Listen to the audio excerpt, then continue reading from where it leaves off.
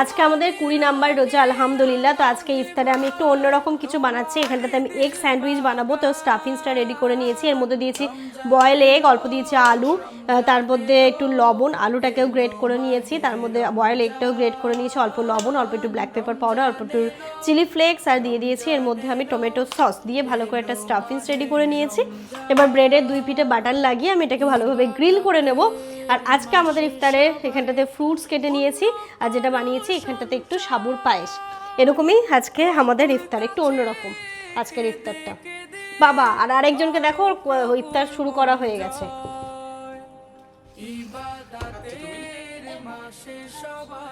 মানে এটা কোন, এটা কি খাওয়া?